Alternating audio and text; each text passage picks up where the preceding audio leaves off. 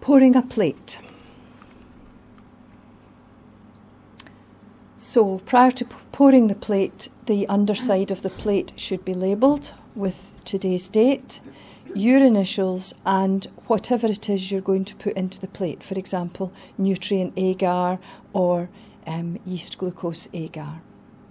You can use a heat-proof glove.